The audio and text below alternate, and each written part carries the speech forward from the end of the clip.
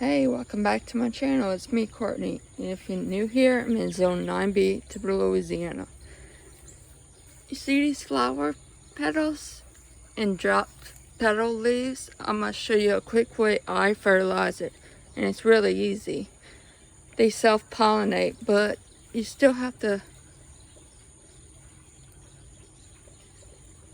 The easiest way is actually shake it. Or you could take a artist paintbrush and mimic the pollination. Just find the center of, I wish I had an open flower to show you all. Let me see.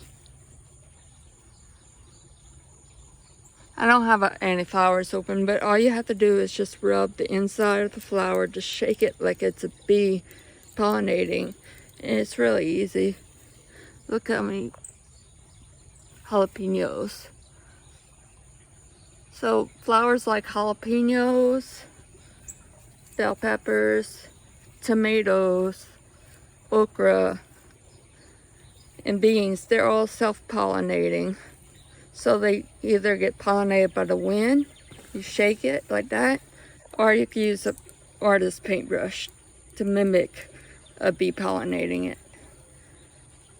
Stay tuned for more updates. In this video, I'll show you my mystery plant and see how it's growing.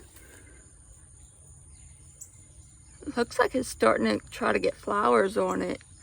Please subscribe if you want to see future updates about how my mystery plant grows up until harvest. Thank you all so much for the support and love on this channel. Really makes me feel loved that I have people that are actually looking forward to seeing my garden and some knowledge. The video. Sorry, it's me again. I forgot to close out the video. Beginner content creator problems.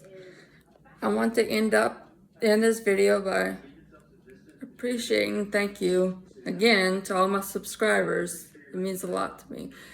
And if this video seems all out of place, it's because I'm still trying to figure out talking on camera and being more comfortable.